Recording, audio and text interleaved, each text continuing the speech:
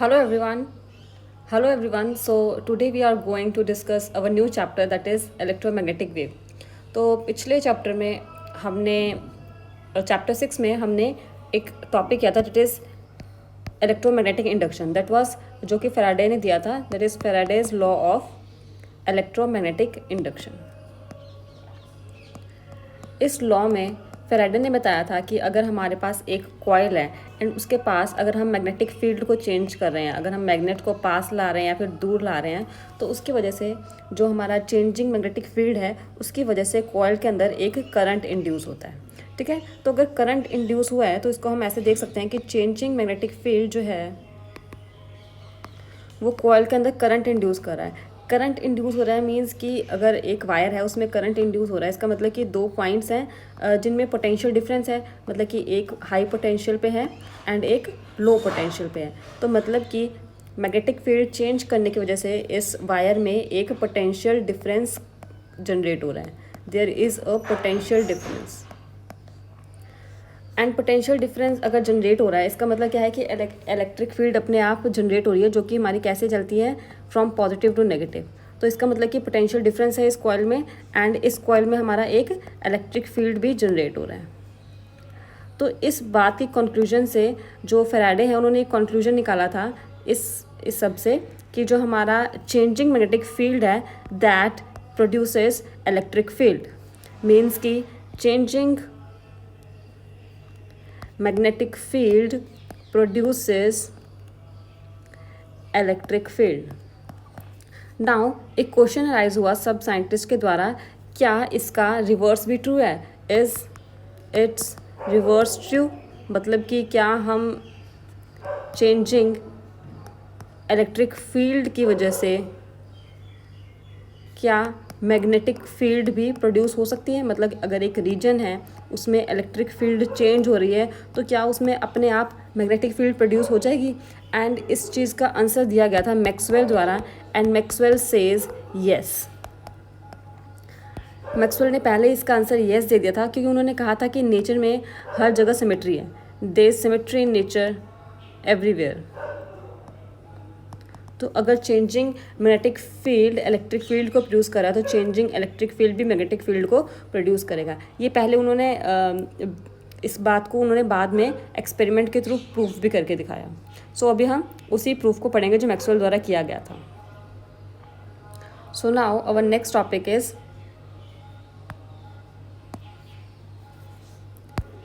Maxwell's displacement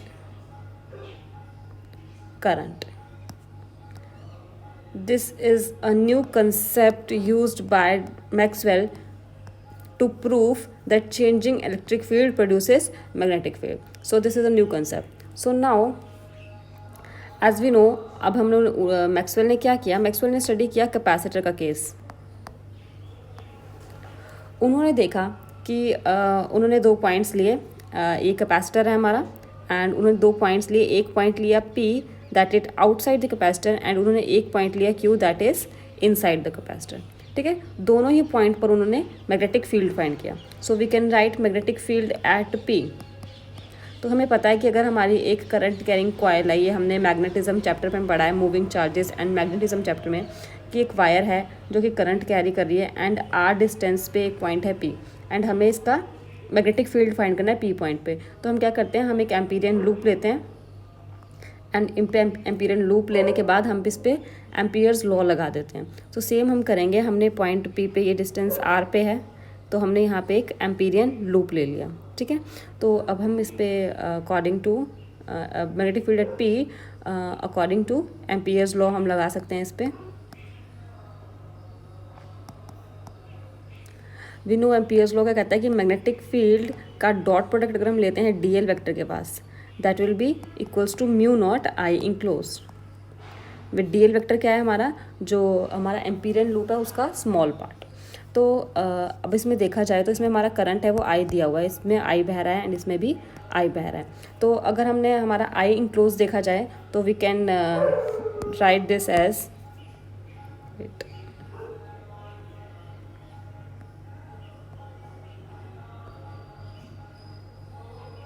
So here we can write that magnetic field, and हमारा we have done this derivation in our chapter magnetism. So there it is, I am writing it directly.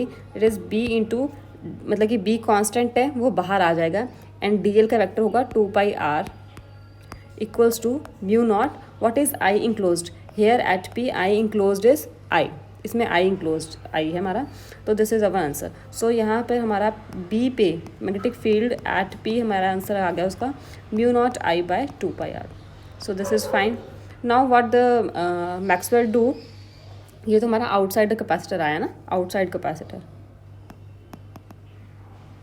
अब Maxwell ने inside capacitor magnetic field find करने की कोशिश की. तो हमने यहाँ पर ये this is a point Q, this is here it is point Q. Now we have to find magnetic field here. So according to magnetic field at Q according to Ampere's law, we have done the same thing. So here we will apply same. It will be, हम एक Amperian loop लेंगे that will be of radius r, and we will apply the same thing here, and it will be b into 2πr is equals to mu naught at q. We can see current is 0. Current is 0 because inside capacitor there is no current. There is electrons. What is current? Current is flow of electrons na. So there is no flow of electrons. There is just current here outside the capacitor, and inside the capacitor there is no current, but there is two charge plates. यहाँ दो charge plates है, positive and negative, and यहाँ electric field है जो flow करता है. ठीक है. and so here we will write the current inside capacitor is 0, क्योंकि capacitor के अंदर कोई भी current नहीं है.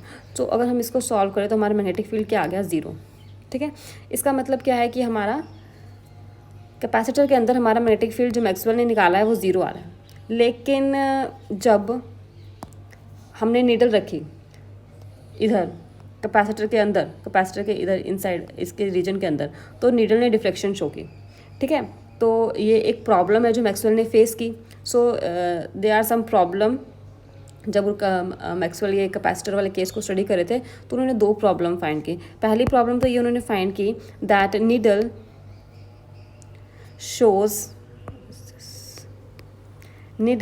Shows deflection when placed inside capacitor. मतलब कैपेसिटर के अंदर उन्होंने डिफ्लेक्शन शो की, लेकिन मैथमेटिकली हमारा मैग्नेटिक फील्ड 0 आ रहा है एम्पियर्स लॉ से.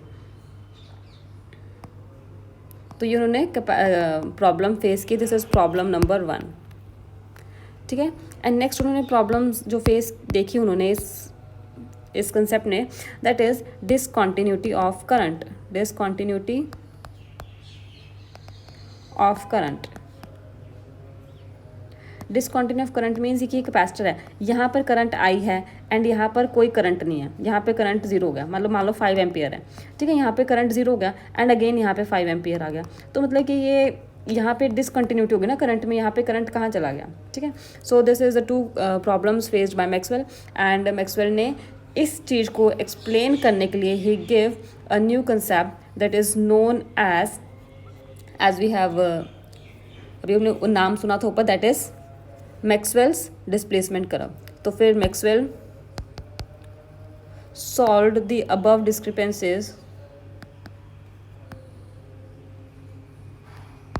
discrepancies by introducing a new term that is displacement current. उन्होंने एक न्यू चीज़ थ्योरेटिकली उन्होंने एक चीज़ दी, दैट इज़ डिस्प्लेसमेंट करंट. तो सबसे पहले हम देखते हैं प्रॉब्लम नंबर 1. प्रॉब्लम नंबर 1 का उन्होंने जो क्वेश्चन था कि यहाँ पे मैग्नेटिक फील्ड ने डिफ्लेक्शन शो किया. तो मैग्नेटिक फील्ड ने यहाँ पर डिफ्लेक्शन क्यों शो किया? यहाँ पर क्या, यहाँ पर करंट तो है नहीं, यहाँ पर मैग्नेटिक फील्ड ने डिफ्लेक्शन क्यों शो किया? So Maxwell says that magnetic field in capacitor is due to magnetic field inside capacitor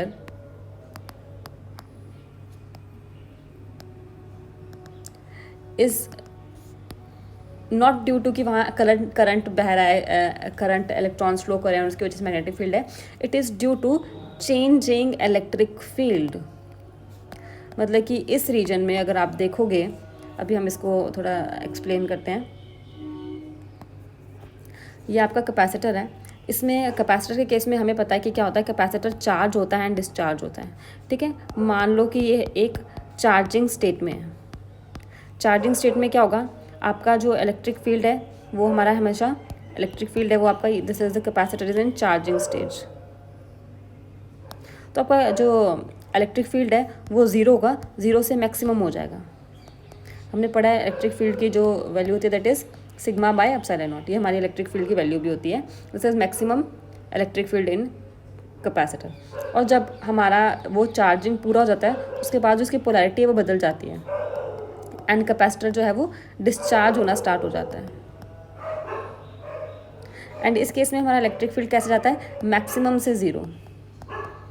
तो कैपेसिटर के अंदर ना इलेक्ट्रिक फील्ड कांस्टेंट नहीं रहता है, वो हमेशा ज़ीरो से मैक्सिमम, मैक्सिमम से zero we can represent is at this. Zero से मैक्सिमम, मैक्सिमम से ज़ीरो, और फिर पोलैरिटी चेंज हो जाती है एंड देन अगेन फिर ज़ीरो से मैक्सिमम एंड मैक्सिमम से ज़ीरो.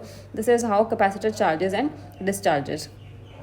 तो मैक्सवेल ने बताया कि इनसाइड कैपेसिटर कोई चार्ज नहीं है, कोई करंट नहीं फ्लो कर रहा है, बट वो मैग्नेटिक फील्ड क्यों हो रही है, that is due to changing magnetic field, changing electric field.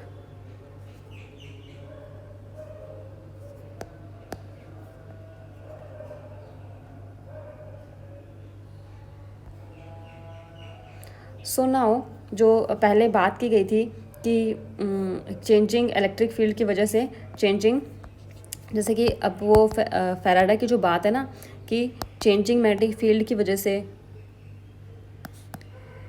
Changing electric field generates electric field. And ये बात मैक्सवेल ने पहले ही प्रिडिक्ट करती थी थ्योरेटिकली कि हाँ, जो चेंजिंग इलेक्ट्रिक फील्ड है उसकी वजह से मैग्नेटिक फील्ड जनरेट होता है. तो फिर मैक्सवेल ने अपनी बात जो उसने पहले बोली थी उन्होंने ये एक्सपेरिमेंटली प्रिडिक्ट कर दी, क्योंकि अगर वहाँ चेंजिंग इलेक्ट्रिक फील्ड नहीं है तो फिर वहाँ नीडल डिफ्लेक्शन शो क्यों कर रही है. तो उसका एक ही रीज़न है कि चेंजिंग इलेक्ट्रिक फील्ड है वो मैग्नेटिक फील्ड जनरेट कर रहा है. So this is now proved bye Maxwell. This is important thing. This is now proved bye Maxwell. Now what is displacement current. Maxwell says कि जो changing electric field है ना ये एक टाइप का करंट जनरेट करता है. ठीक है, दैट करंट इज़ नॉट मतलब फ्लो ऑफ इलेक्ट्रॉन्स. करंट हम क्या पढ़ते हैं कि फ्लो ऑफ इलेक्ट्रॉन्स है, लेकिन जो ये वाला करंट है इसको उन्होंने नाम दिया डिस्प्लेसमेंट करंट. उन्होंने बोला है कि ये वो करंट नहीं है जो कि करंट के इलेक्ट्रॉन्स के फ्लो होने से जनरेट होता है. कोई भी रीजन है अगर उसमें इलेक्ट्रिक फील्ड चेंज हो रहा है तब उसमें एक करंट जो है वो प्रोड्यूस होता है, उसको हम कहते हैं डिस्प्लेसमेंट करंट. एंड इस डिस्प्लेसमेंट करंट की वजह से मैग्नेटिक फील्ड जो है वो जनरेट हुआ. So I hope it is clear to everyone. I am repeating what is displacement current. It is current due to changing electric field. अगर कोई एक रीजन है वहाँ पे इलेक्ट्रिक फील्ड चेंज हो रहा है तो फिर वहाँ पे जो करंट आएगा उसको हम बोलेंगे डिस्प्लेसमेंट करंट. सो अभी मैं आपको बता दूँ हमारे पास दो तरह के करंट हो गए हैं. अभी तक जो हम पढ़ते आ रहे थे that was conduction current. Conduction current कौन सा होता है, कंडक्शन करंट होता है जो हमारा that is current due to flow of charge carriers, और we can say flow of electrons, और we can say flow of charge carriers. वो चार्ज कैरियर्स कैसे भी हो सकते हैं ना, जैसे कि अगर हम सॉल्ट सॉल्यूशन लेते हैं तो उसमें हमारे Na positive and Cl negative जो होते हैं वो चार्ज कैरियर्स होते हैं. तो फिर कंडक्शन करंट हमारा वो होता है जिसमें हमारे इलेक्ट्रॉन्स या फिर कोई भी चार्ज कैरियर्स हैं वो फ्लो करते हैं. लेकिन अभी हम जो न्यू टाइप का पढ़ा वो था डिस्प्लेसमेंट करंट. वो करंट कहाँ प्रोड्यूस होगा, जहाँ पर भी चेंजिंग इलेक्ट्रिक फील्ड होगा. सो now we can see our problem 1 is solved. कि इलेक्ट्रिक फील्ड जो है वो नीडल ने डिफ्लेक्शन शो किया था। वो क्यों शो किया था? वी हैव सॉल्व दैट कि वहाँ चेंजिंग इलेक्ट्रिक फील्ड था, इस वजह से कैपेसिटर के अंदर मैग्नेटिक नीडल ने डिफ्लेक्शन शो किया। नाउ हमारे पास सेकंड कंसेप्ट है, सेकंड हमारी प्रॉब्लम है, that is discontinuity of current. इसको सॉल्व किया था मैक्सवेल ने, और अब हमारा डिस्प्लेसमेंट करंट हमने इंट्रोड्यूस कर दिया है। So what Maxwell says that problem number 2,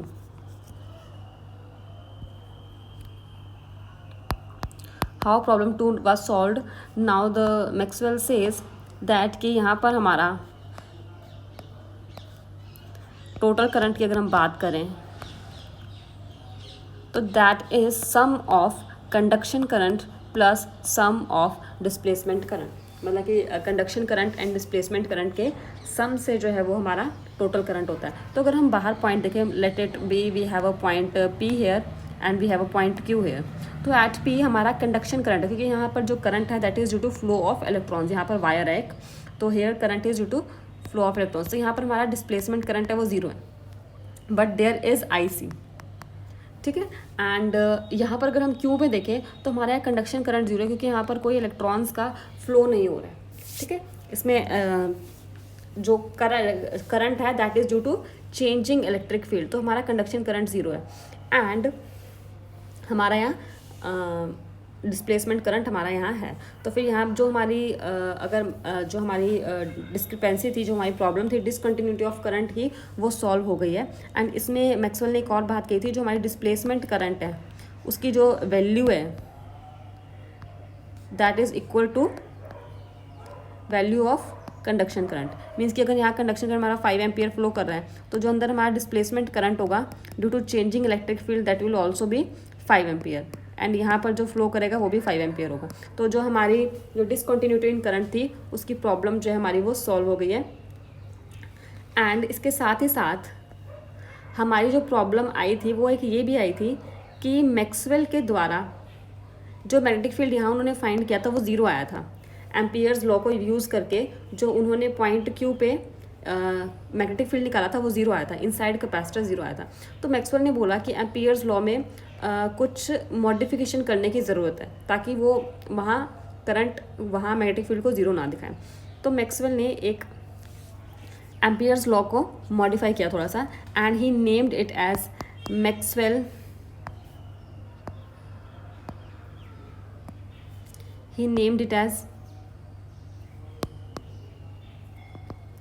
Maxwell's Ampere's law. He made some modification and he named it as Maxwell's Ampere law. Now what he says, it's simply that Ampere's ने कहा था B dot dl is equals to mu naught I enclosed, but now Maxwell ने क्या कहा कि यहाँ सिर्फ I नहीं आएगा, यहाँ आएगा I conduction current. This was given bye amperes. अभी तक जो मैंने लिखा है वो एम्पियर्स नहीं था, लेकिन उसने क्या कहा, आई को ब्रेक किया उसने, I conduction plus I displacement. This is known as Maxwell Ampere's law. This is conduction current and this is displacement current. So this is what Maxwell ने एम्पियर्स लॉ में चेंज किया। अब अगर हम उसके अंदर क्यू पॉइंट में, यहाँ पर अगर हम क्यू पॉइंट में अगर हम मैग्नेटिक फील्ड निकालेंगे तो फिर वो नॉन ज़ीरो आएगा, जो कि आना भी चाहिए क्योंकि एक्सपेरिमेंटली हमने ये फाउंड किया। Now we will find mathematically कि आई डी की वैल्यू क्या होती है, किन चीज़ों पे ये डिपेंड करती है। So now we will find the value of I D.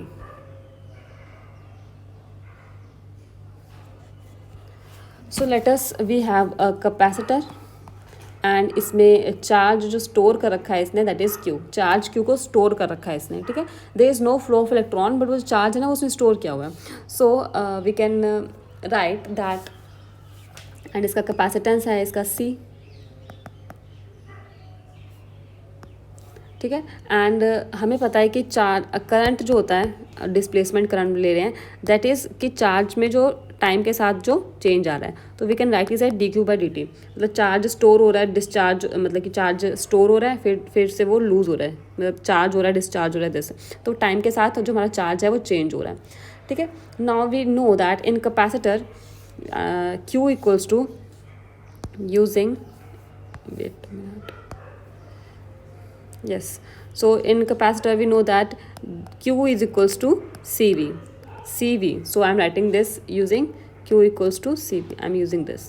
Charge is equals to capacitance into potential difference, क्योंकि जो भी दो प्लेट्स हैं इनमें potential difference है, I'm writing potential difference across plates is V, this is V. So next we know that we have to do some mathematical calculations. Now we know that in the case of capacitor, C is equals to A epsilon naught by D, where D is the distance between two plates and A is the area of plate. So this is A epsilon naught by D into V. Okay, now in the second chapter, or yes, in second chapter electric potential पढ़ा है, जहाँ हमने electric field पढ़ा है, तो वहाँ हमने पढ़ा है कि इलेक्ट्रिक फील्ड का जो मैग्नीट्यूड होता है, दैट इज़ पोटेंशियल डिफरेंस, कितना चेंज हो रहा है विद रिस्पेक्ट टू डिस्टेंस। इसको हम बोलते हैं पोटेंशियल ग्रेडियंट भी बोलते हैं, मतलब डिस्टेंस के साथ साथ पोटेंशियल कितना चेंज हो रहा है, पोटेंशियल ग्रेडियंट भी बोलते हैं इसको। So here we can write it this V by D as electric field. I hope it is clear. Here E is electric field. This is electric field.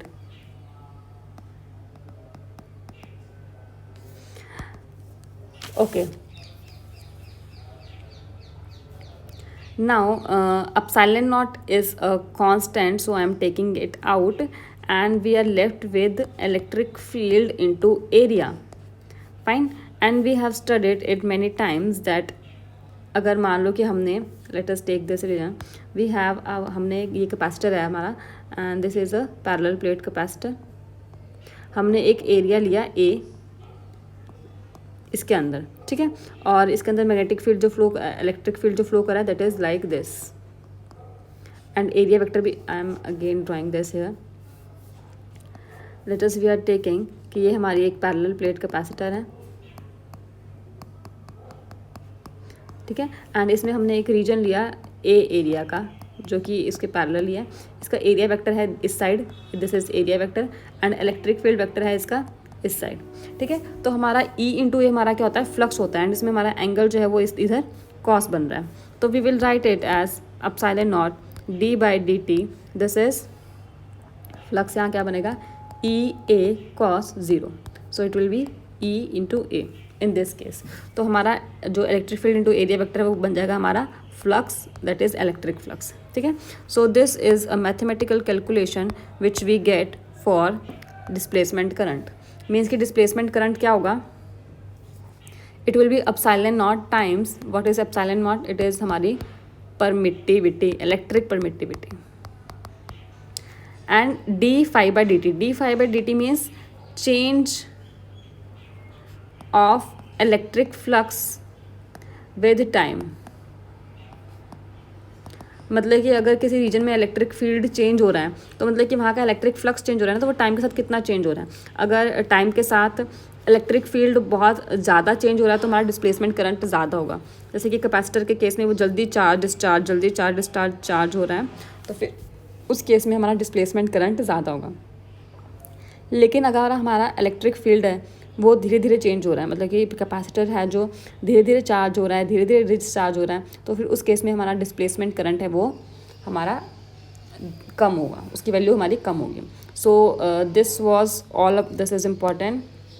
So this topic was all about displacement current that was given by Maxwell. So इसमें हमने दो चीज़ें पढ़ी important, कि जब भी कहीं किसी रीजन में इलेक्ट्रिक फील्ड चेंज होता है तो उस रीजन में हमारा मैग्नेटिक, उस रीजन में हमारा डिस्प्लेसमेंट करंट प्रोड्यूस होता है।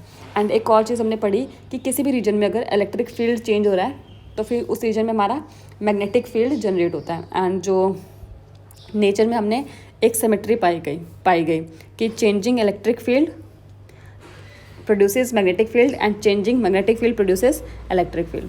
So this is all about Maxwell displacement current. Now we will move to our next topic, that is Maxwell ने फिर हमें कुछ 4 equations दी थी. So our next topic is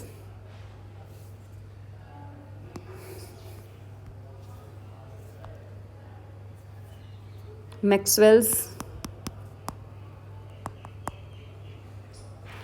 4 equations of electromagnetism. Maxwell ने 4 equations दी थी electromagnetism में. Electromagnetism means जहाँ electricity भी है, इलेक्ट्रिक फील्ड भी है एंड मैग्नेटिक फील्ड भी है. तो ये 4 जो इक्वेशंस हैं, ही डिडंट डिराइव दैम, वो ऑलरेडी दी हुई है साइंटिस्ट वगैरह ने, बस उन्होंने उनको इकट्ठा किया. मैक्सवेल ने उनकी इंपॉर्टेंस बताई and he say that these 4 equations are bedrock of electromagnetism.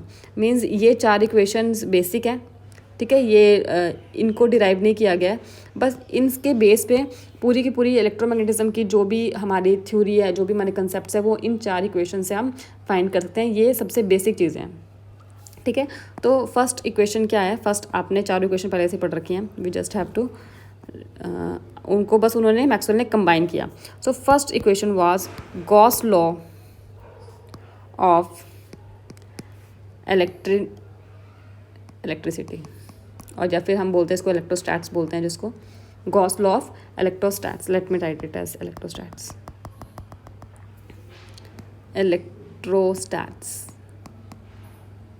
This is Gauss law of electrostatics. तो इन्होंने क्या कहा कि हमने पढ़ा हुआ है इलेक्ट्रिक फील्ड में जो गॉस लॉ क्या कहता है, E.ds equals to Q by epsilon naught. ठीक है, मतलब कि एक रीजन है, उसमें अगर हमने एरिया वेक्टर सरफेस एरिया लेते हैं हम, एंड उसके क्रॉस जो हमारा फ्लक्स है, इसको हम फ्लक्स भी बोलते हैं, मतलब number of electric field lines जो उस एरिया से निकलेंगी, ये चार्ज Q है एंड ये हमारा एरिया ले हमने S, तो इससे जो number of electric field lines निकलेंगी that is given by Q by epsilon naught. And इसका सिग्निफिकेंस क्या है कि ये इक्वेशन कहती है कि सिंगल चार्ज कैन एग्जिस्ट, मतलब कि नेचर में एक सिर्फ प्लस Q चार्ज अकेला पाया जा सकता है, एक माइनस Q चार्ज अकेला पाया जा सकता है. So now the second equation was Gauss law of magnetism. ये भी हमने पढ़ा हुआ है. इसमें क्या कहता है, this is phi E and this is Gauss law magnetism कहता है कि जो फाई B है हमारा मैग्नेटिक फ्लक्स, जिसको हम बोलते हैं B.ds, इसकी वैल्यू 0 आती है. इसका सिग्निफिकेंस क्या है कि अगर आप छोटे से छोटा एरिया भी लोगे ना कहीं भी रीजन में, तो उसमें नंबर ऑफ जो मैग्नेटिक फील्ड लाइंस एंटरिंग है और number of magnetic field lines out going है वो बराबर होंगी.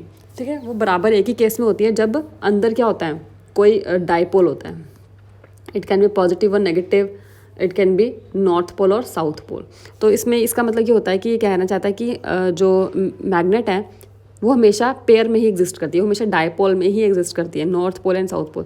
कभी भी अकेला नॉर्थ पोल नहीं होगा, कभी भी अकेला साउथ पोल नहीं होगा. So this Gauss law of magnetism क्या कहती है कि magnetic monopole do not exist.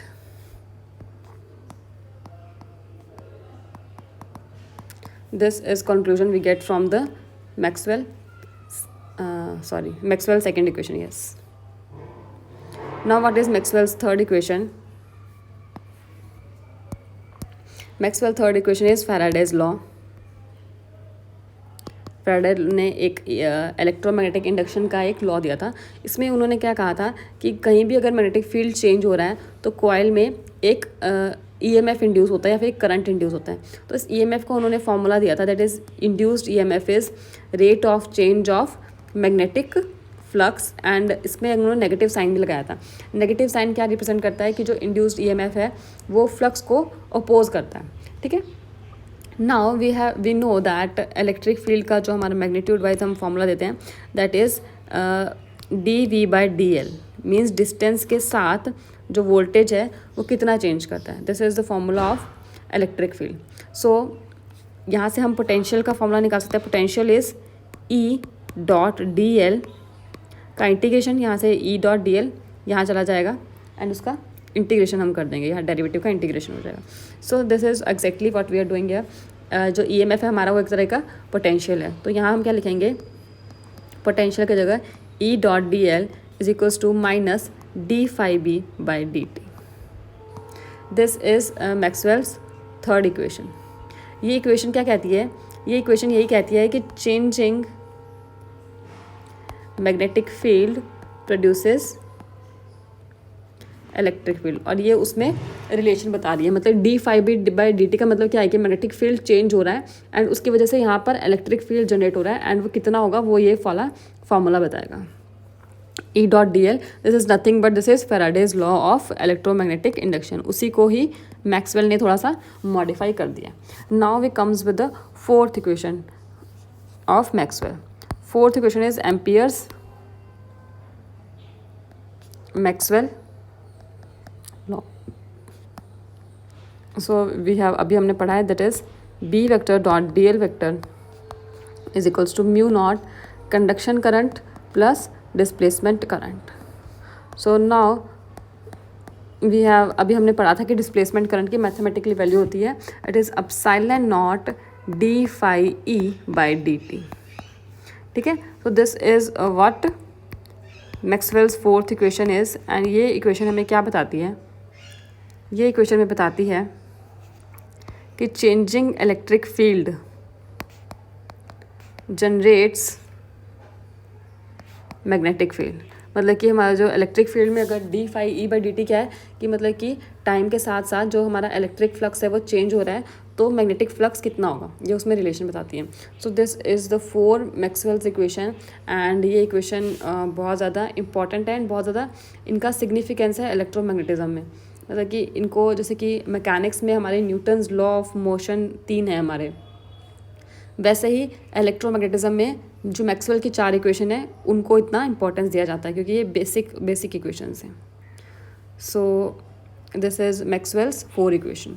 Now Maxwell ने इलेक्ट्रोमैग्नेटिज्म को और भी थोड़ा स्टडी किया था एंड उन्होंने एक चीज़ को प्रिडिक्ट किया था थ्योरेटिकली. इन सब नॉट प्रैक्टिकली, उन्होंने लैब में नहीं किया था बट थ्योरेटिकली उन्होंने एक चीज़ को प्रिडिक्ट किया था. सो जो हम पढ़ेंगे अभी. सो द टॉपिक इज, जो कि मैक्सवेल ने थ्योरेटिकली प्रिडिक्ट किया था, that is name of our chapter, that is electromagnetic waves.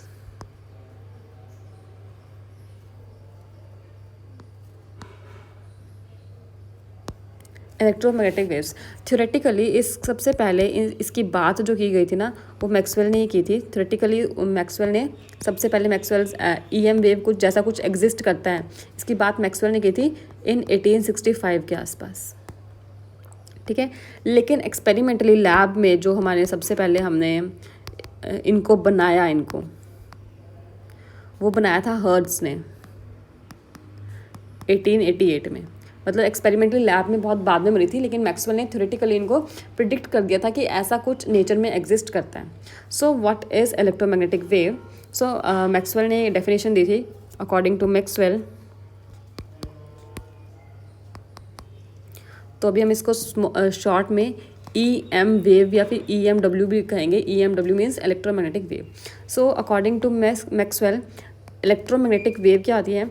Electromagnetic wave are waves in which are waves, वो waves हैं in which there are sinusoidal varying electric and magnetic field.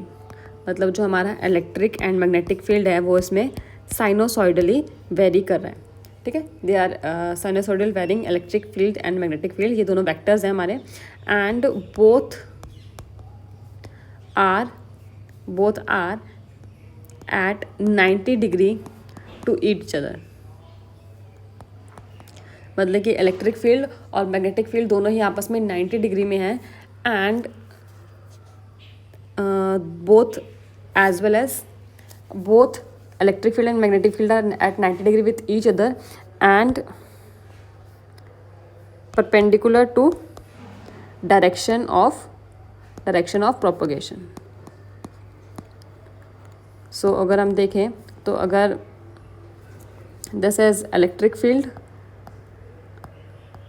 And this is magnetic field, दोनों आपस में perpendicular में है, तो इनके perpendicular जो डायरेक्शन ऑफ जिस डायरेक्शन में हमारी वेव चल रही है, वेलोसिटी जो डायरेक्शन में चल रही है wave, this will be perpendicular, मतलब तीनों की तीनों म्यूचुअली परपेंडिकुलर होंगे, इलेक्ट्रिक फील्ड भी, मैग्नेटिक फील्ड भी, और जिस डायरेक्शन में वेव प्रोपोगेट कर रही है वो तीनों चीज़ें आपस में परपेंडिकुलर होंगी. एंड ये सब चीज़ें मैक्सवेल ने थ्योरेटिकली ही प्रिडिक्ट की थी. ठीक है, कि ऐसा सब होता है कि ऐसा इलेक्ट्रिक फील्ड है वो मैग्नेटिक फील्ड उसके परपेंडिकुलर होगा एंड उसके वो 90 डिग्री पे ट्रेवल करेंगे. This was theoretically predicted by Maxwell. So now we will do some properties of electromagnetic wave कि वो कैसी होती हैं, कैसी उनकी वेलोसिटी होती हैं, कैसे वो जनरेट होती हैं. We will do some basic properties of electromagnetic wave.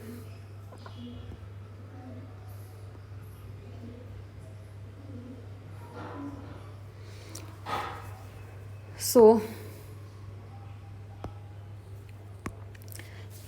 we are doing some properties of electromagnetic wave. The first property, or we can have first its feature. The first is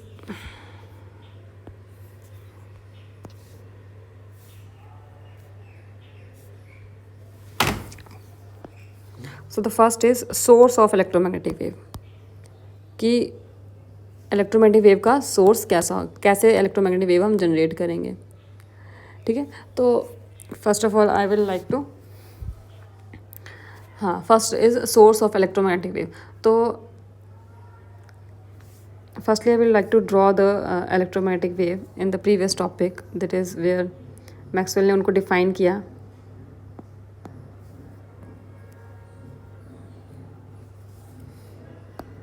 so Maxwell ने define किया कि electromagnetic wave हमारी कैसी होती है, that is sinusoidally varying and 90 degree to each other.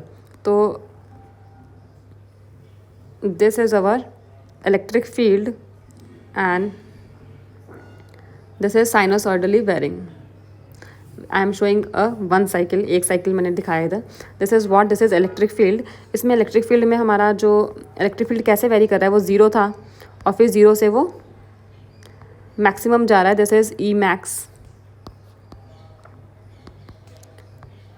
And उसके बाद उसकी वैल्यू ज़ीरो हो गई है एंड उसके बाद जो उसकी डायरेक्शन है इलेक्ट्रिक फील्ड की वो बदल गई है एंड ये ज़ीरो से मैक्सिमम जा रहा है एंड देन मैक्सिमम से अगेन ज़ीरो जा रहा है.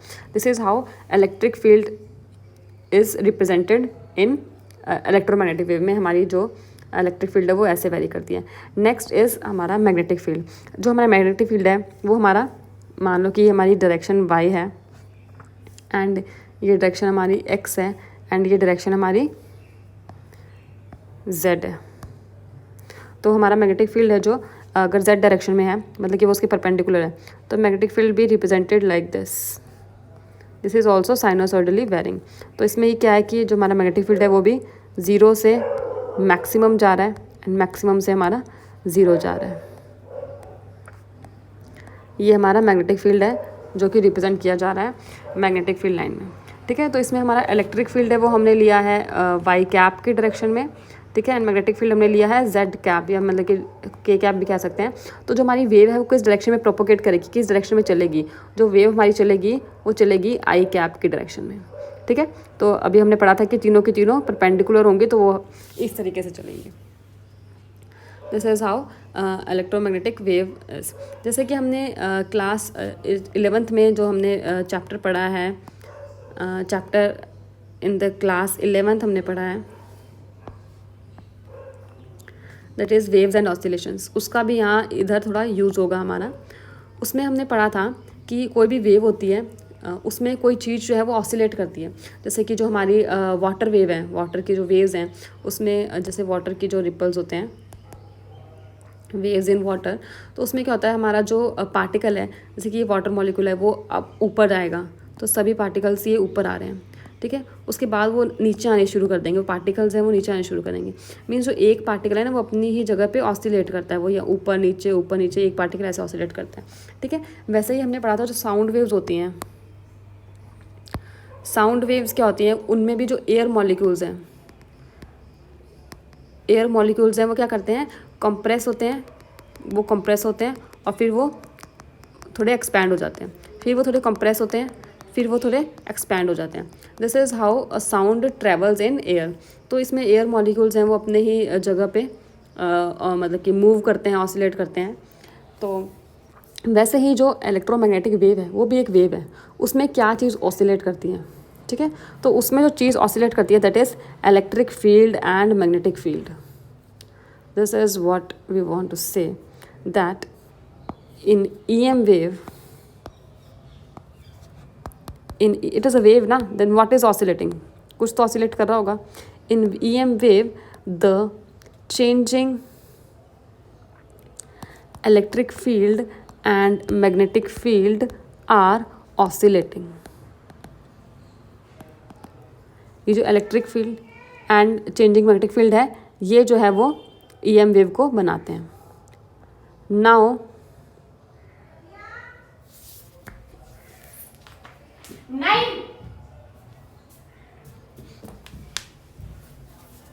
now we will discuss its properties, that is what is the source and all that. So now we are doing source of electromagnetic wave कि oscillating electric field and magnetic field को हम generate कैसे करेंगे। So this is, इसका answer Maxwell ने दिया था। Maxwell says that an oscillating charge or we can say accelerated charge produces electromagnetic wave।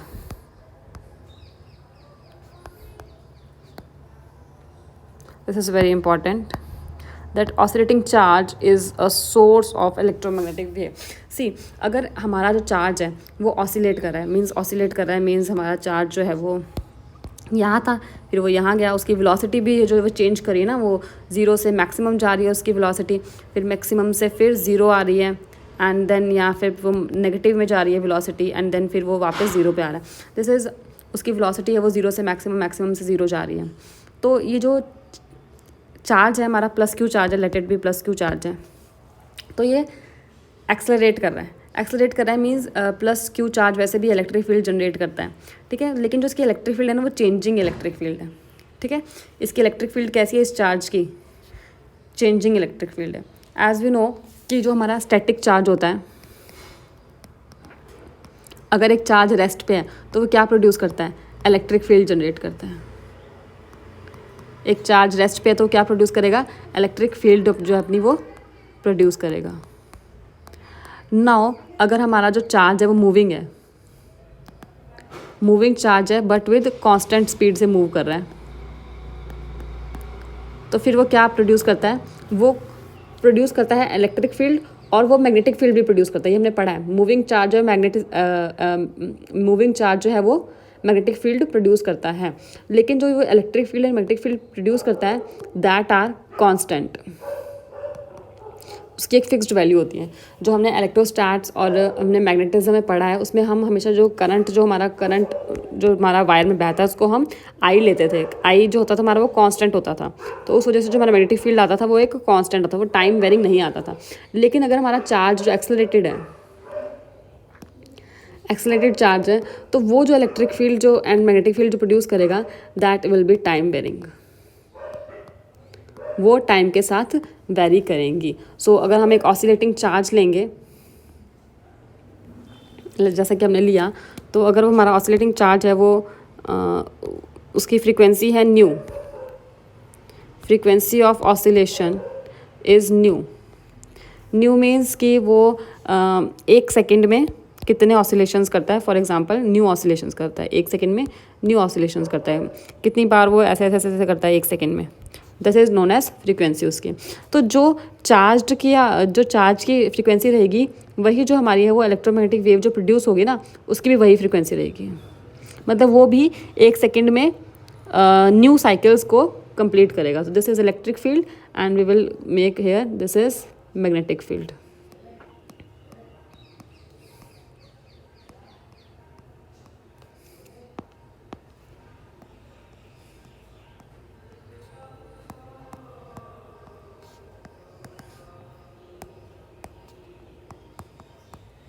So this is how the oscillating charge produces time varying electric field and magnetic field, and जो time varying electric field and magnetic field होता है वही हमारा electromagnetic wave होती है and वो आगे propagate करती है. So now we will do our second topic, that is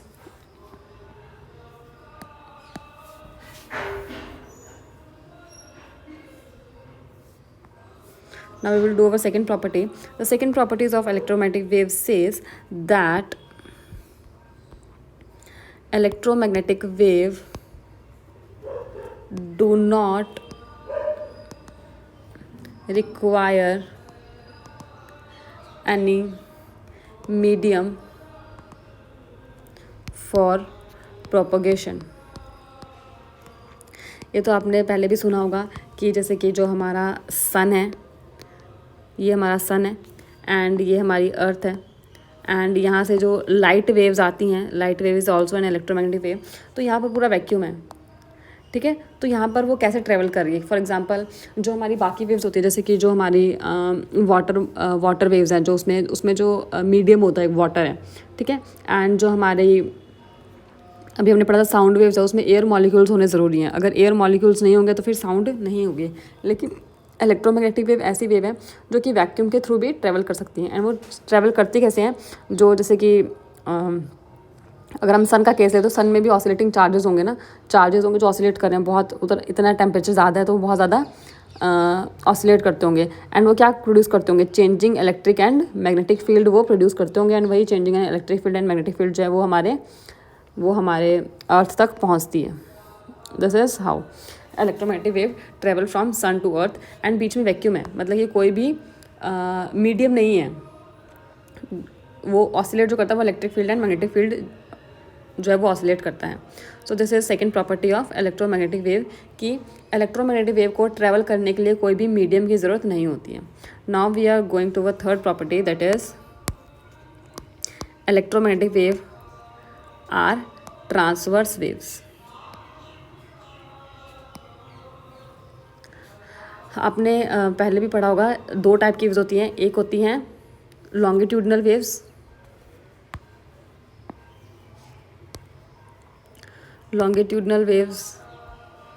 और एक होती है ट्रांसवर्स वेव्स,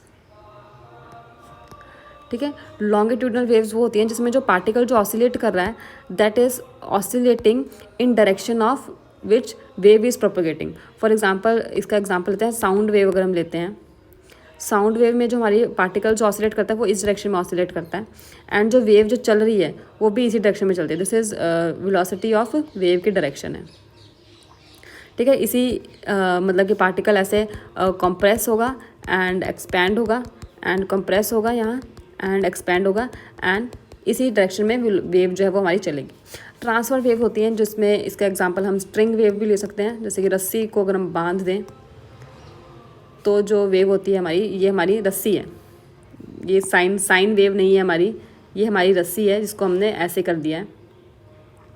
इसमें जो हमारी वेव की डायरेक्शन है दिस इज़ दिस, ये वेलोसिटी ऑफ वेव की डायरेक्शन है, वेलोसिटी ऑफ वेव. लेकिन जो इसमें पार्टिकल ऑसिलेट कर रहे हैं वो इधर कर रहे हैं, they are oscillating here and here. मतलब कि पार्टिकल के मूव करने की वेलोसिटी डायरेक्शन ये ऐसी है ऊपर नीचे, एंड वेव की डायरेक्शन ऐसी है. तो इस केस में जो वेलोसिटी ऑफ वेव होती है वो परपेंडिकुलर होती है जिस डायरेक्शन में पार्टिकल ऑसिलेट करता है, ठीक है. तो इलेक्ट्रोमैग्नेटिक वेव हमारी क्या है, ट्रांसवर्स वेव है. इसका मतलब क्या होता है कि इसका मतलब हमने पहले भी पढ़ा है. इसका मतलब कि अगर हमारे इलेक्ट्रिक फील्ड ये है हमारा, ठीक है, एंड मैग्नेटिक फील्ड हमारा ये है, दोनों आपस में 90 डिग्री पे हैं, तो जो हमारी वेलोसिटी ऑफ वेव होगी, velocity of wave that is perpendicular to direction in which electric field and magnetic field are oscillating. This is the meaning of transverse waves. मतलब कि जिस डायरेक्शन में इलेक्ट्रिक फील्ड और मैग्नेटिक फील्ड ऑसिलेट कर रही हैं उस डायरेक्शन के परपेंडिकुलर जो डायरेक्शन में आए उस डायरेक्शन में जो हमारी वेव है वो ट्रैवल करेगी. This is known as transverse nature of electromagnetic wave. Okay, now we will do our fourth point, that is electric in EM wave, electric field and magnetic field are in phase and have same frequency. They are oscillating with the same frequency and have same frequency. Now what it means कि जो हमारे electric field and magnetic field है उनकी frequency same है. And अभी हमने पढ़ा था वो किसके इक्वल है, जिस फ्रीक्वेंसी से जो पार्टिकल है हमारा वो ऑसिलेट करेगा वही उन दोनों की फ्रीक्वेंसी होगी. Now what is the meaning of in phase. In phase का मतलब है कि जब हमारा इलेक्ट्रिक फील्ड ज़ीरो है, जब हमारा इलेक्ट्रिक फील्ड ज़ीरो है तब हमारा मैग्नेटिक फील्ड भी ज़ीरो है. जब हमारा इलेक्ट्रिक फील्ड मैक्सिमम है तब हमारा मैग्नेटिक फील्ड भी मैक्सिमम है. अगेन जब हमारा इलेक्ट्रिक फील्ड ज़ीरो है तब हमारा मैग्नेटिक फील्ड ज़ीरो है. जब हमारा इलेक्ट्रिक फील्ड मैक्सिमम है तब हमारा मैग्नेटिक फील्ड भी मैक्सिमम है एंड अगेन ज़ीरो है. Means electric field and magnetic field are zero at same time and when electric field is maximum then magnetic field is maximum. This is what electromagnetic wave behaves. They are electric field और magnetic field दोनों एक साथ ही maximum और zero होते हैं. This is the meaning of in phase. Now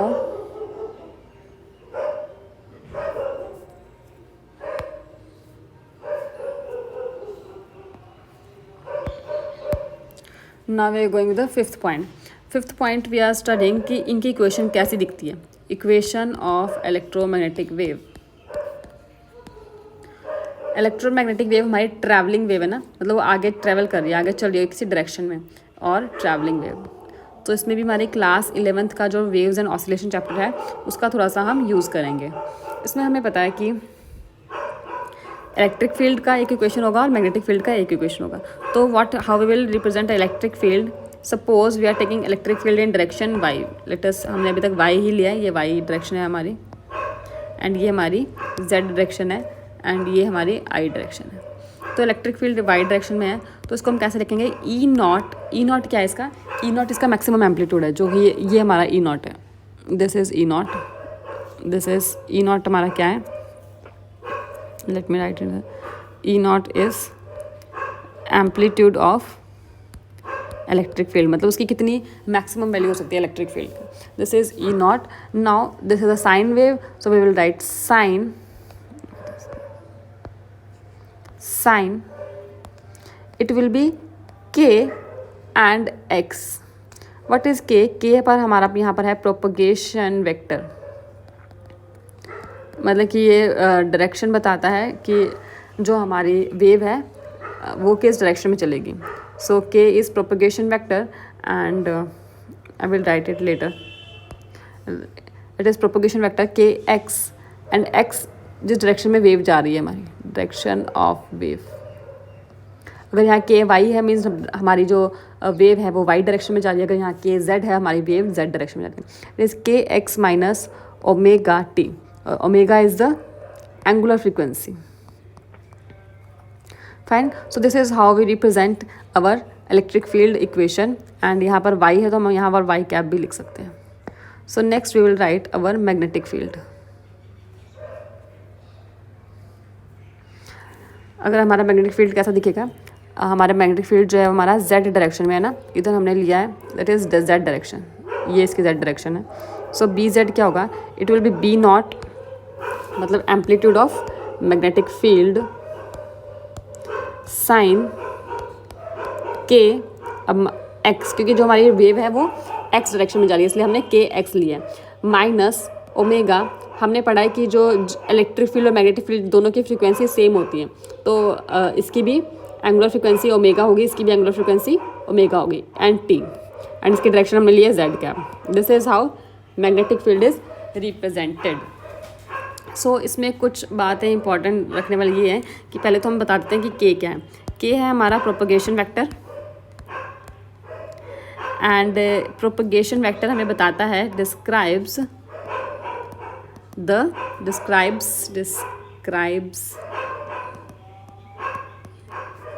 direction of wave, कि wave किस direction में जा रही है ये उसको बताता है.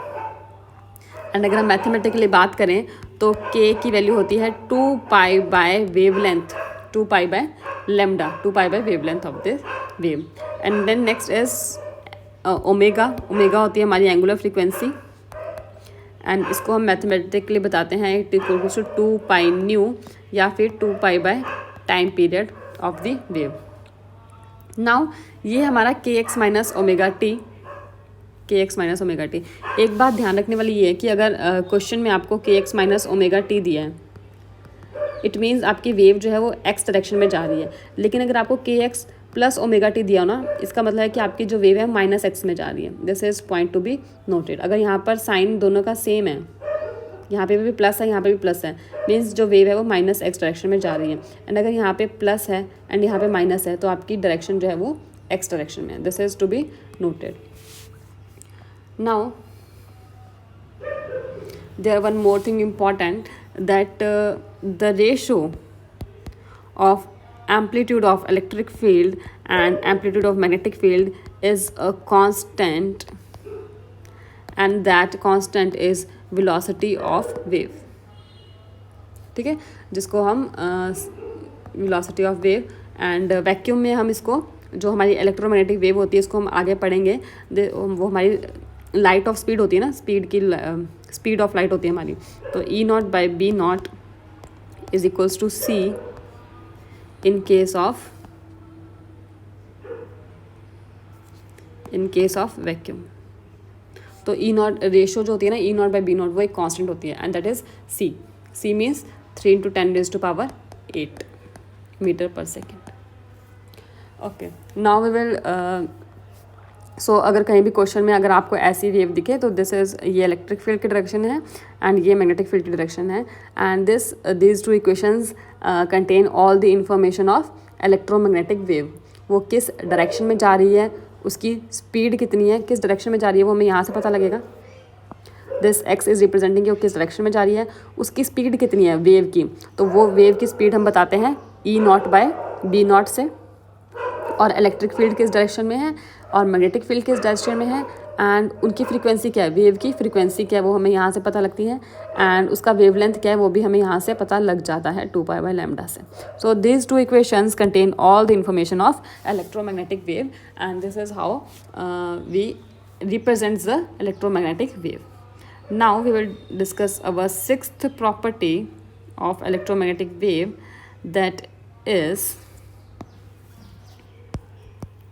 velocity of electromagnetic wave.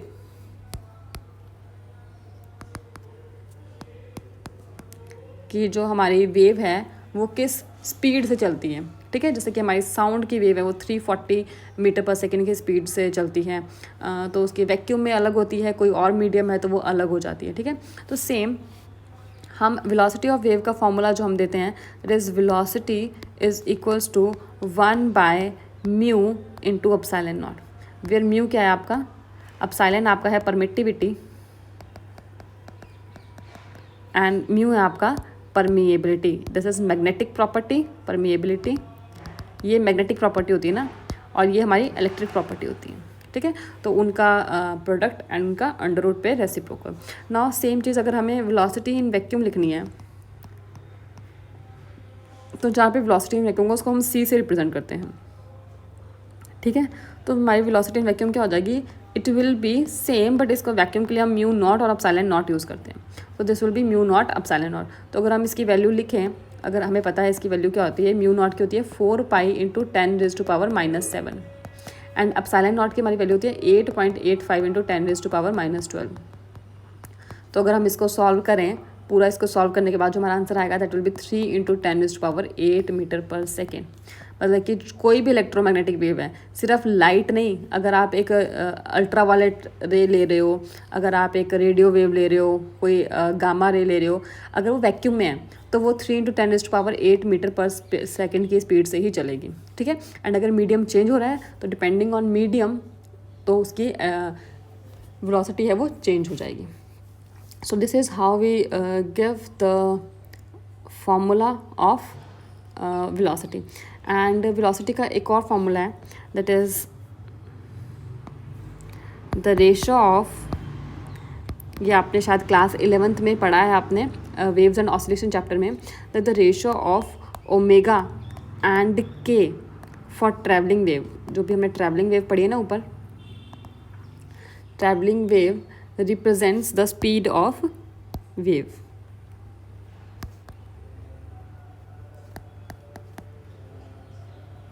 मतलब कि जो हमारा ओमेगा है और के है, ये क्या रिप्रेजेंट करता है, ये वेलोसिटी ऑफ वेव को रिप्रेजेंट करता है। अब हमें पता है ओमेगा क्या होता है, omega is 2 pi nu, nu is frequency, and K हमने पढ़ा है K is 2 pi by lambda, this is propagation vector. So 2 pi से 2 पाई कैंसिल हो गया and we are left with frequency into wavelength. तो आप पढ़ सकते हो कि वेलोसिटी क्या होती है, velocity is new into lambda, ठीक है। एंड इन वैक्यूम हमारा सी क्या होता है, फ्रीक्वेंसी इंटू लैम्डा। इसका मतलब कि फ्रीक्वेंसी इंटू लैम्डा है ना, वो एक कांस्टेंट है। अगर हमारी वेवलेंथ ज़्यादा है किसी इलेक्ट्रोमैग्नेटिक वेव की, wait a minute, here we can see that frequency and wavelength का जो प्रोडक्ट है वो एक कांस्टेंट है। इसका मतलब अगर किसी वेव की, अगर कोई एक वेव है, for any wave, it is not for EM wave, अगर कोई आपकी साउंड वेव भी है उनमें भी ऐसे होता है, अगर आपकी फ्रीक्वेंसी ज़्यादा है तो आपकी जो वेवलेंथ है ना वो कम होती है, ठीक है। एंड अगर आपकी फ्रीक्वेंसी कम है तो आपकी वेवलेंथ जो है वो ज़्यादा होती है, ठीक है। This is another formula for velocity, that is nu into lambda, and previously we have studies velocity is 1 by mu not epsilon not, and एक और हमने फॉर्मूला पढ़ा है वेलोसिटी का, that is E not by B not, ठीक है। This is all the 3 formulas, and yes, and now we will see the direction of electromagnetic wave. Direction of electromagnetic wave, इसको किस डायरेक्शन से represent किया जाता है, हम इसको रिप्रेजेंट करते हैं के वेक्टर से, के कैप से। के कैप हमारा प्रोपगेशन वेक्टर है, मैंने पहले भी बताया था, एंड ये वेव की वेलोसिटी बताता है।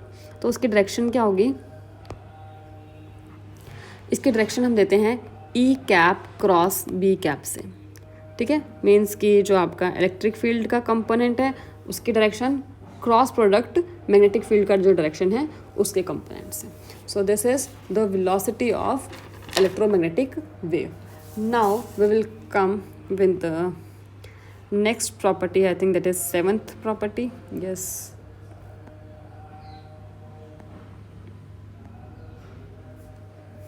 Now the 7th property is what it says, that electromagnetic wave carries energy and have momentum.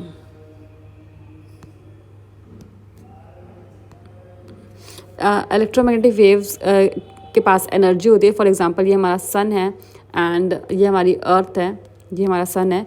तो जो हमारे पास रेडिएशन होती है वो हम जो हीट फील कर पाते हैं, हीट जो हमें मिलती है वो भी तो एक एनर्जी है ना, and that heat energy is carried by electromagnetic wave, ठीक है।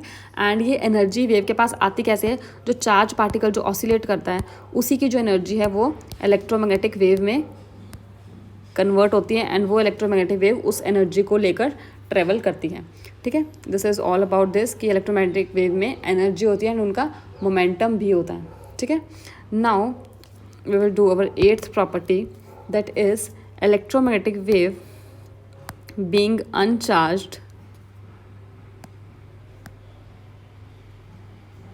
Are not deflected by electric field and magnetic field. Means कि जो हमारी EM वेव है वो चार्ज नहीं है, उसमें कोई प्लस चार्ज या फिर माइनस चार्ज नहीं है, उसमें सिर्फ इलेक्ट्रिक फील्ड और मैग्नेटिक फील्ड ऑसिलेट कर रहा है। तो अगर आप कोई भी आप मैग्नेटिक फील्ड रखा है आपने या फिर कोई भी इलेक्ट्रिक फील्ड है, एंड अगर इसमें से EM वेव पास करती है तो वो स्ट्रेट पास कर देगी। लाइट फॉर एग्जांपल, लाइट को अगर आपने, ये लाइट है मान लो आपने टॉर्च से लाइट ऑन की है ना, और आपने यहाँ पर मैग्नेटिक फील्ड रख दिया जो कि चेंजिंग है, इवन चेंजिंग आपने मैग्नेटिक फील्ड रख दिया, तब भी लाइट जो है it will not deflect, it will, जो उसको पाथ है उसमें ही वो चलती जाएगी। So this were the all properties of electromagnetic wave. Now we will do some questions.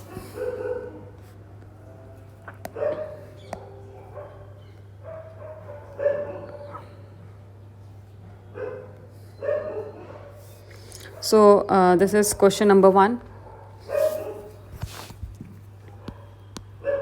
Question number 1 में हमें एक इलेक्ट्रोमैग्नेटिक वेव दी हुई है एंड इसमें हमें इसका इलेक्ट्रिक फील्ड दिया हुआ है. हमें इलेक्ट्रिक फील्ड दिया हुआ है 6.3 जे कैप. ठीक है, उसकी डायरेक्शन दी हुई है जे कैप एंड दिया हुआ है हमें कि दिस वेव इज ट्रैवलिंग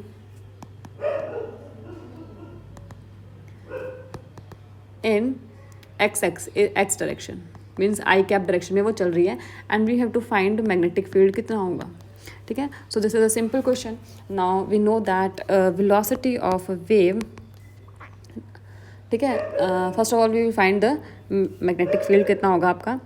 हाँ, yes we know that velocity is given by electric field का मैग्नीट्यूड जो होता है डिवाइड बाय मैग्नेटिक फील्ड का जो मैग्नीट्यूड होता है. एंड ये जो वेव है वो वैक्यूम में ट्रैवल करिए, कुछ भी नहीं दिया हुआ तो हम वैक्यूम में ही मान के चलेंगे.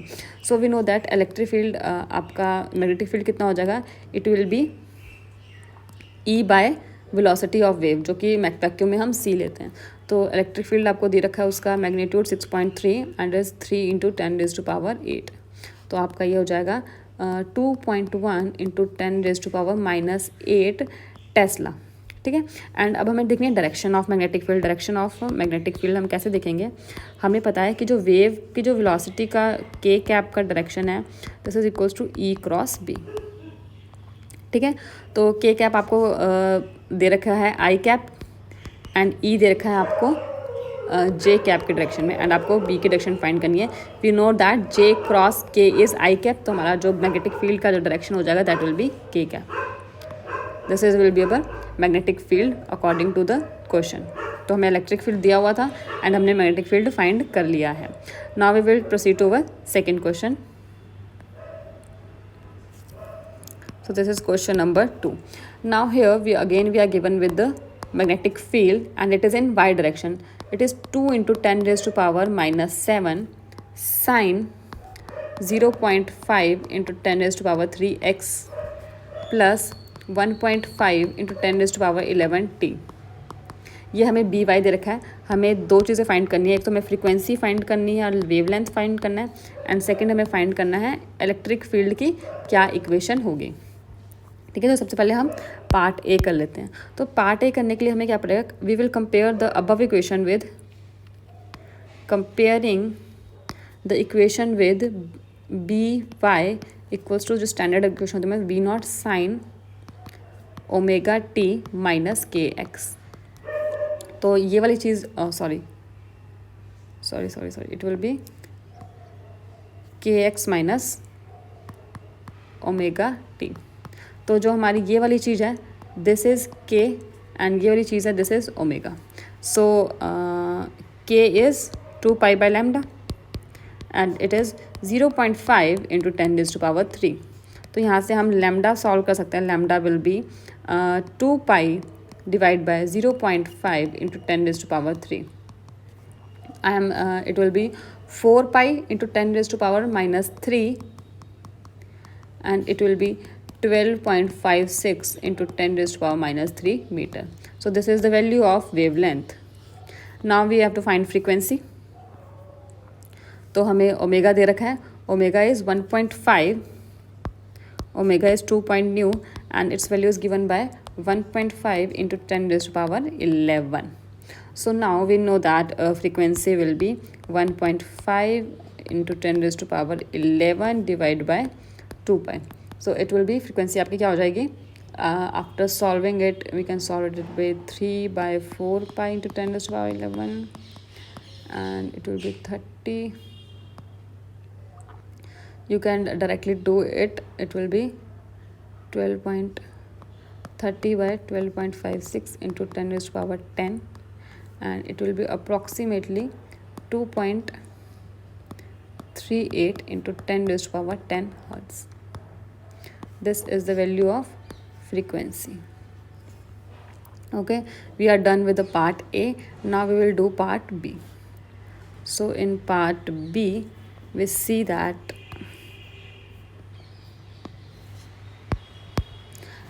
पार्ट बी क्या बोलता है कि इसमें आपको ई होगा आपका ई नॉट, है ना, ई नॉट साइन के x minus omega T. let we will do it here on the next page.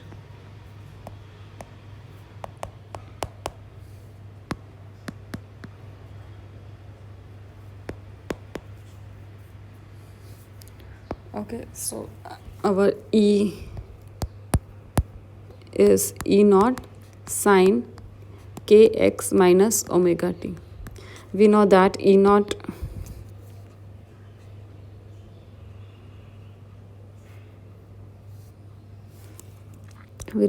E naught by B naught is C, and so E naught is equals to C times B naught. ठीक है, तो E not आपका आ जाएगा, C आपका कितना दिया हुआ है, C तो आपका 3 इंटू 10 रेज़ टू पावर 8 है, एंड B है आपका 2 into 10 raise to power -7. So after solving it will be 60 newton per coulomb. ये आपका E नॉट आ गया, तो आपका E आ जाएगा 60 साइन, बाकी तो सबको सेम रहेगा ना, K x minus omega T will be same, तो it will be 0.5 into 10 raise to power 3x plus 1.5 into 10 raise to power 11t. Now we will see direction of electric field. We know that direction of velocity is equals to k cap equals to E cross B. ई की हमें find करनी है, B की हमें दी हुई है y cap means j cap, and यहाँ लिखा है जो क्वेश्चन में आपको दे रखा है के एक्स प्लस ओमेगा टी. मैंने आपको बताया था जब के एक्स प्लस ओमेगा टी हो तो जो वेव की डायरेक्शन है वो माइनस एक्स कैप होगी, तो it will B minus I cap. Fine, मैं आपको दिखा देती हूँ. क्वेश्चन में जो हमारी स्टैंडर्ड इक्वेशन होती है that is K x minus omega T, लेकिन क्वेश्चन में हमें के एक्स प्लस ओमेगा टी दे रखा है, तो जो वेव की डायरेक्शन है वो माइनस एक्स कैप के अलॉन्ग होगी, तो it will B minus I cap. तो आप देख सकते हैं कि के कैप क्रॉस जे कैप जो होता है वो आपका माइनस आई कैप होता है. हम आई जे के को ऐसे करते हैं, तो के क्रॉस जे आपका आई कैप होगा, that is in opposite direction, तो इसका माइनस आई कैप होगा. So our direction will be के cap, that is E Z और this is E Y. So this is our equation of electric field vector. अंदर वाली चीज़ हमेशा same रहेगी. So this is all about the numericals. Now there is a small topic left, that is properties of spectrum of electromagnetic wave. The next topic is spectrum of electromagnetic wave. जैसा कि हमें पता है कि हमने पढ़ा था कि जैसे जैसे जो पार्टिकल जो ऑसिलेट कर रहा है उसकी फ्रीक्वेंसी जैसी होगी उस पर डिपेंड करेगा कि हमारी जो वेव की फ्रीक्वेंसी है वो कितनी होगी. ठीक है, तो जैसे जैसे फ्रीक्वेंसी तो वेव की चेंज होती है वैसे वैसे ही उसकी प्रॉपर्टीज़ भी चेंज होती है, उसके यूजेस चेंज होते हैं. ठीक है, तो वो इसलिए हमने स्पेक्ट्रम बनाया है डिपेंडिंग ऑन फ्रीक्वेंसी. तो फिर हमारा एंड हमने उनको अलग अलग नाम भी दिए हैं.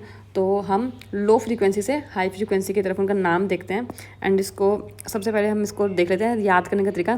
This is R M I visible U V X Y. ठीक है, तो आर से होगा आपका रेडियो, एम से होगा आपका माइक्रो, आई से होगा इंफ्रारेड, वी से विजिबल, यू से अल्ट्रावायलेट, एक्स से एक्स रेज, वाई से गामा रेज. सो आप इसको याद करने का तरीका होता है आर एम आई, फिर विजिबल आ जाएगा बीच में, फिर U V X Y. This is how मैं याद करती हूँ, आप भी इसको ऐसे याद कर सकते हैं, फिर आप अपना कोई और निमोनिक भी बना सकते हैं. So how is frequency changing? This is of low frequency, this is low frequency, and this is high frequency. Means these waves are having high frequencies and the frequency is increasing in this way, new increasing. ठीक है, and अगर इसका frequency ज़्यादा है तो इसका wavelength क्या होगा, इसका फ्रीक्वेंसी कम है तो इसका वेवलेंथ क्या होगा, ज़्यादा होगा. It this has high lambda and this has low lambda. तो ऐसे अगर आप जाओगे तो आपका लैम्डा क्या होता है, डिक्रीज होता है. This is all. एंड अगर हम इसमें बात करें कि सबसे हाई फ्रीक्वेंसीज वाली वेव कौन सी होती है, तो U V x rays gamma rays these are high frequencies waves, and radio waves and microwaves are high wavelength वाली फ्री वेव्स. ठीक है, एंड अगर हम इसमें विजिबल रीजन को हम पढ़ें स्पेसिफिकली, विजिबल रीजन को अगर हम देखें, विजिबल रीजन हमारे वो रीजन होता है जिसको हमारी आइज़ डिटेक्ट कर सकती हैं. तो अगर हम विजिबल रीजन को देखें तो विजिबल रीजन में जो हमारी लाइट होती है that is VIBGYOR. It is violet, indigo, blue, green, yellow, orange and red. इसमें जो रेड वाली वेव होती है that is of high lambda, and violet वाली जो होती है हमारी वो लो लैम्डा की होती है। जो हमारी वॉयलेट है उसकी फ्रीक्वेंसी ज़्यादा होती है एंड रेड की फ्रीक्वेंसी जो है वो इसकी कम होती है, लो फ्रीक्वेंसी। ठीक है, एंड अगर हम याद रखना चाहें तो इसका जो वेवलेंथ है दैट इज़ 700 नैनोमीटर, एंड जो वॉयलेट वाली लाइट है इसका जो वेवलेंथ है दैट इज़ 400 नैनोमीटर। तो विजिबल रीजन में जो हमारी लाइट है that lights from 400 to 700 nanometres. This is हमें याद रखना चाहिए। एंड जो रेड लाइट है उसका लैम्डा ज़्यादा होता है, एंड जो हमारी वॉयलेट लाइट है उसकी फ्रीक्वेंसी ज़्यादा होती है। This thing is to be noted. 400 ये किसके लिए है, ये वॉयलेट के लिए, एंड ये 700 रेड के लिए। So this is to be remembered. Now we will see some uses of the electromagnetic waves depending on the frequencies. मतलब अलग अलग जो waves हैं वो अलग अलग के काम आती हैं। जो काम रेडियो वेव्स कर सकती हैं वो काम एक्स रेज नहीं कर सकती हैं, जो काम यूवी रेज करती हैं वो काम माइक्रोवेव्स नहीं कर सकती हैं। So depending on the frequency their nature changes and their uses also changes. So we are going to discuss the uses in very brief. So first I am going to discuss radio waves. You can write it as uses of, or you can write applications of electromagnetic wave. So first is radio waves. As we know that radio waves are used for communication purpose. It can be radio communication, it can be phone communication. उसमें हमारी ये जो radio waves हैं वो काम आती हैं. Now second is microwaves. Microwaves जो यूज़ होती हैं वो रडार में यूज़ होती हैं, और नेविगेशन में भी हमारी माइक्रोवेव्स ही यूज़ होती हैं. Navigation, it is navigation.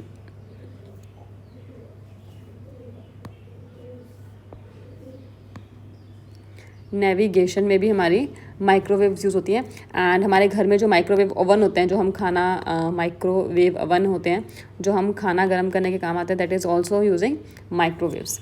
Now third is infrared waves. Infrared waves हमारे लिए बहुत इंपॉर्टेंट है, क्योंकि यही वेव्स जो हैं वो हमारा जो अर्थ का टेम्परेचर है वो मेंटेन करके रखती हैं.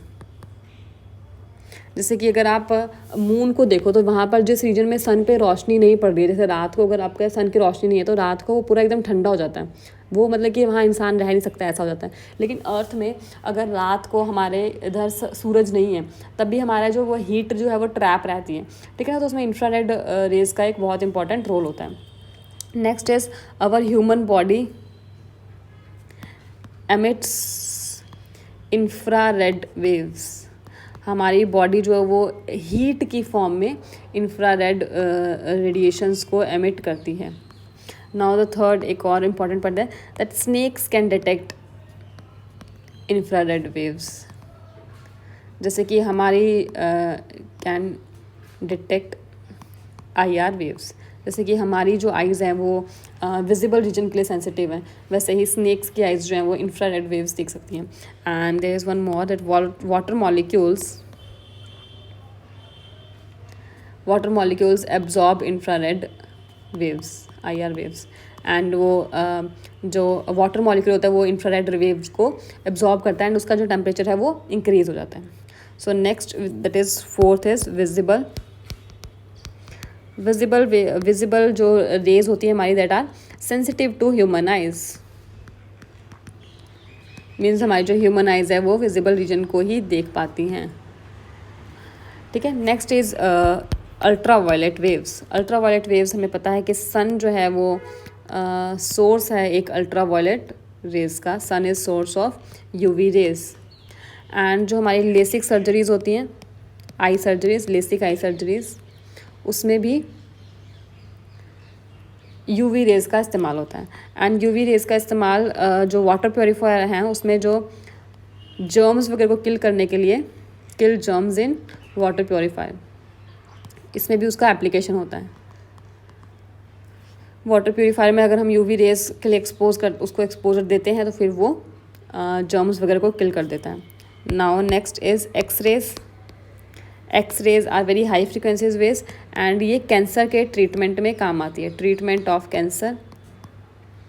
बट दीज आर, इसका एक्सपोजर तो है, exposure is harmful to humans and it destroy our living tissues and organs, living tissues। तो हमें एक्सरे से थोड़ा सा बच के रहना चाहिए, हमें उनको अवॉइड करना चाहिए। जो कैंसर में जो कीमोथेरेपी वगैरह होती है उसमें हम ये सी हाई फ्रिक्वेंसीज वेव्स को ही यूज़ करते हैं। तो नेक्स्ट है हमारी गामा रे। गामा रे कहाँ प्रोड्यूस होती है? जब हमारे न्यूक्लियर रिएक्शंस होते हैं, जैसे कि एटम बॉम्ब वगैरह होते हैं, तो उनमें गामा रेज प्रोड्यूस होती हैं। So this are produced in nuclear reaction और रेडियो एक्टिव डिके होते हैं हमारे, and they are very harmful to humans. जब हिरोशिमा एंड नागासाकी में जो बॉम्ब फेंका गया था, उसमें जो लोगों के अभी भी जेनेटिक प्रॉब्लम हो गई है, मतलब अभी भी जो जनरेशन है उसमें जेनेटिक प्रॉब्लम देखने को मिलती है उसमें, तो उसके लिए जो x rays and gamma rays जो हाई फ्रिक्वेंसी जैसी वेव्स हैं वो उसके लिए रिस्पॉन्सिबल है। So this is very harmful to humans. They can even cause genetic change in our cells। So this is all about the applications of electromagnetic wave। So this is all about our chapter। In this chapter, firstly, if I will revise, we have done